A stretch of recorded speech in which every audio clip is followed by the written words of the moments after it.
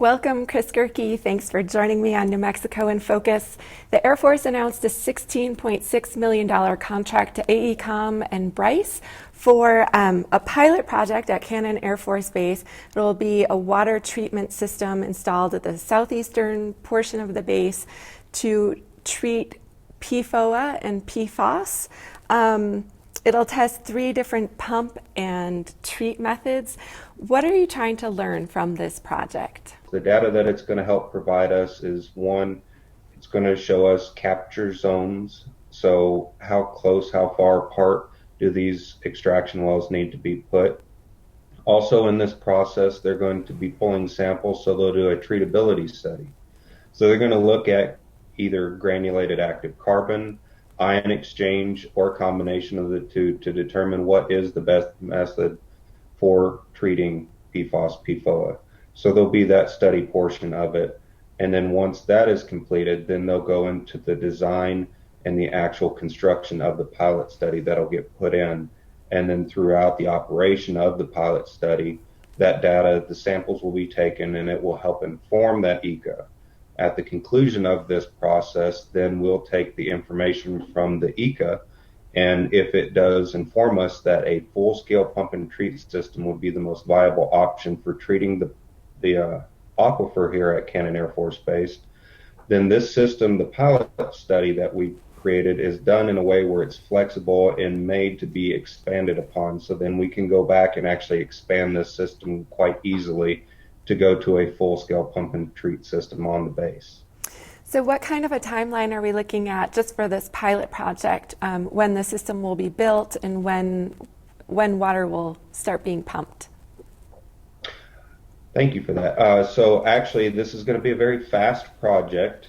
We've already had on the second, so we awarded the contract on May 27th, and we had our first site visit from the contractor on June 2nd, followed up shortly with June 8th. We had our actual kickoff meeting with the contractors here at the base to perform additional site visits and planning. So with that, they will actually be out on the base on the 14th to start pulling the samples to do that treatability study. So we're going to roll right into that treatability study and the design phase very quickly, with tentative plans for construction to start around early next year. And with that, it'll be about, and these are tentative right now, but about a 1-year construction time frame, and then that will be when the operation will begin, and we'll start collecting the actual samples and data from that. And so yes, the pumping and treating portion of that will commence then. So looking at early 2023 for the actual operation to start. So the Air Force press release says it can pump 600 gallons a minute to remove PFOS and PFOA. What happens to that water once it's been treated for those 2 specific types of per and polyfluoroalkyl substances? And then what happens to the PFOS and the PFOA that's taken out of the water? So right now, the treated water will be re-injected back into the aquifer. So we'll take it out, treat it, and then replenish it back into the aquifer. Right now, as far as the disposal of used filtration equipment, that will depend on where we're at in the regulatory process down the road, because things are changing. So as new guidelines come out, that will affect how we handle that waste that's generated at that time. So whatever the current regulations are is what the Air Force will strictly follow. So if you find out that this pump and treat system works, or one of these particular systems works better than others, is this something that you can tie into the larger water system, tie into the city of Clovis's water system? Kind of what's the future look like here? With this, I mean, we're right now just looking at the current pilot study with the ECA so we can get an interim action. And with this interim action, it's looking at for the most part, it's to mitigate any further off-base migration of PFOS, PFOA. So those further interactions with potential of Clovis and stuff, I can't say for sure. So you and I have talked in the past about a remedial investigation contract that was awarded, I think, last summer in August 2020. Can you give me an update on where that is, if that work has started yet, and what that remedial investigation is and how it ties into this pilot project? Absolutely. So with the remedial investigation, the last time we talked was we're going through the process of developing that work plan, and that'll have to go out for a 30-day regulatory review. We'll get that back and we'll incorporate those comments into it, and then we can finalize that and actually go commence field work. Right now, the field work was slated to start in October of this year. Right now, we are actually working to get that regulatory 30-day comment period going now. So we're a little ahead of the curve. So it just depends on how many comments we get and what it takes to incorporate those into the work plan and then finalize it. Because once we get that finalized, we can actually start work as soon as possible. We've been closely working with our contractor to make sure that once we have that finalized, we can start work as soon as possible. And the first stage that we're planning will be collecting off-base groundwater samples and soil samples from the local outside area to help start delineating that PFOS/PFOA impact off base. So there's a long lead time between the awarding of that contract and the development of a work plan and the implementation of the field work. The pilot project contract seemed to come together a lot more quickly. Can you talk about why that is and how that sort of thing happens? So it's a different process.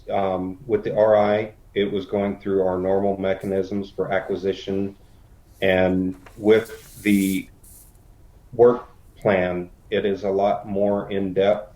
And as we go through this other one with the ECA and pilot study, there will be a work plan, but they have some upfront work that's already done for the sampling portions of their work plan so they can do their bench scale testing and studying and analysis. So as that's going, they'll be developing their work plan in tandem, whereas with the remedial investigation, there's no work that could be done up front. This work plan needs to be fully developed and finalized and vetted. So we are pushing that as quickly as possible. And as I said, hopefully we're shooting to be out ahead of schedule.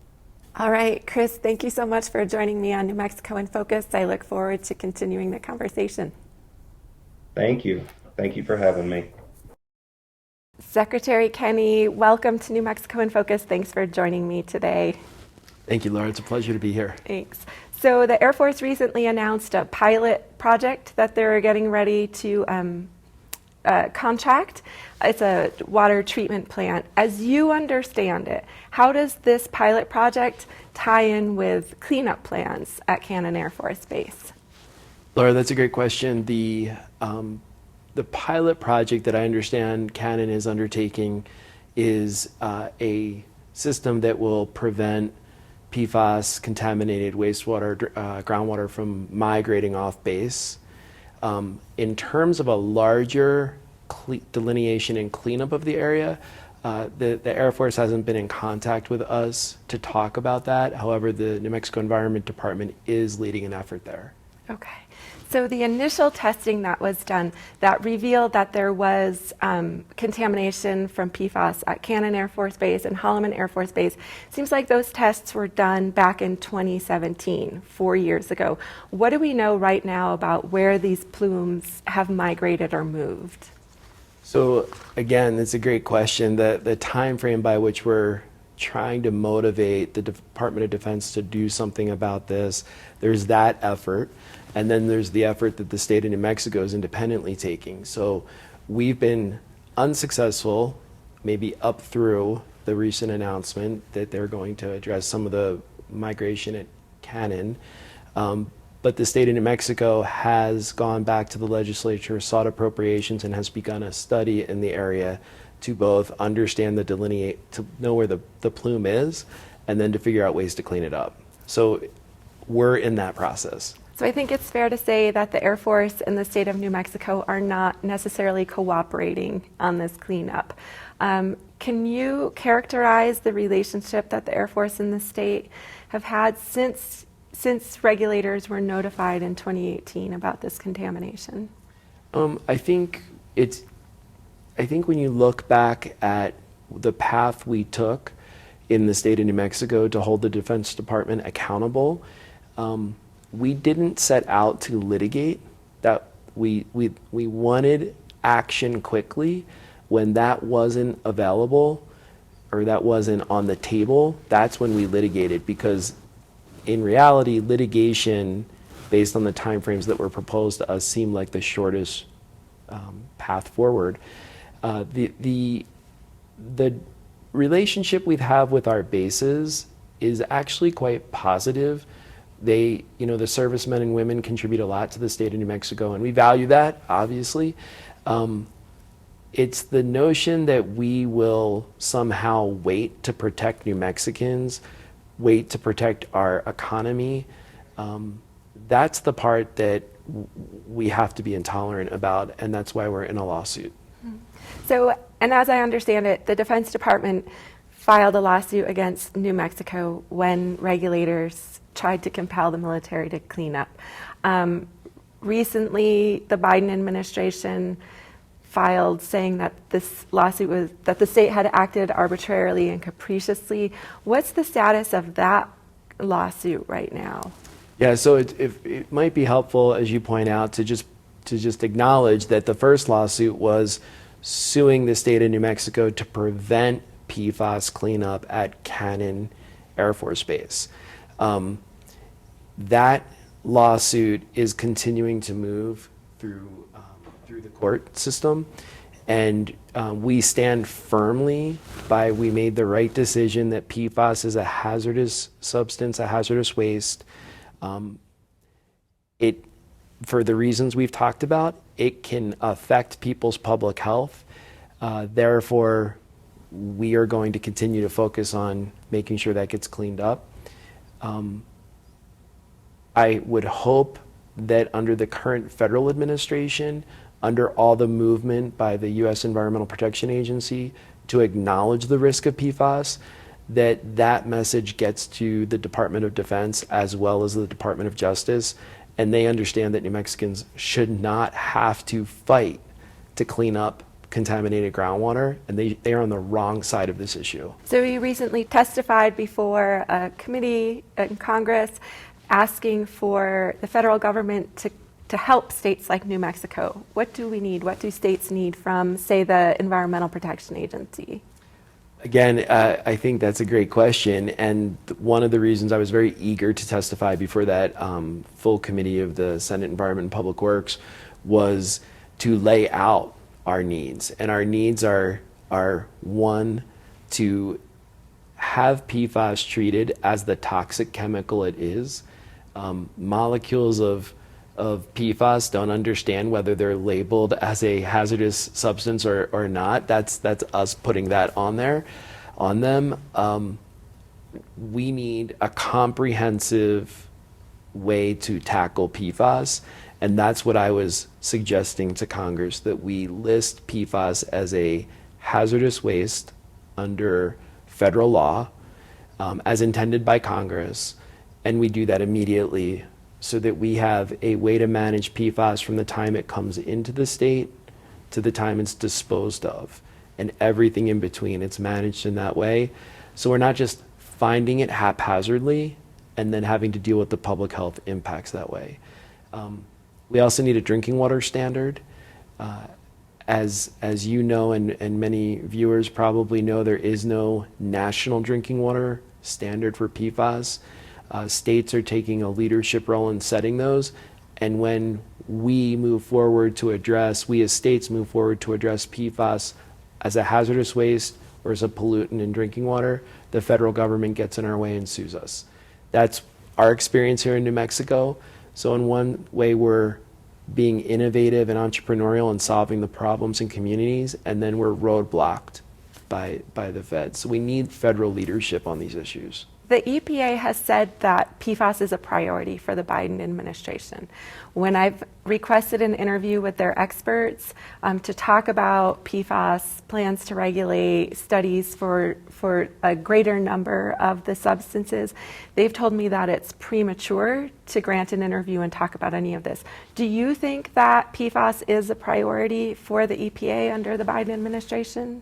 I do. I think it is a priority. I think that in any transition, especially the last transition from the Trump administration to the Biden administration, there's a significant amount of work to be done, not only to stop the train that was moving down the tracks, but then reverse course. And I think sorting out some of the bureaucracy and understanding how to move forward comprehensively is what's going on now. I am optimistic based on my conversations with the feds that they're going to lean in heavy. But again, leaning in heavy versus leaning in now are two different things. And every day we think about the people who are impacted by PFAS in New Mexico, from property values to their health. We can't wait. So we will continue to put as much pressure on the Biden administration as possible, and we will continue to help them act even if they're not sure they're ready. Well, Secretary Kenny, thank you so much for joining me on New Mexico in Focus. Thank you. It's been a pleasure.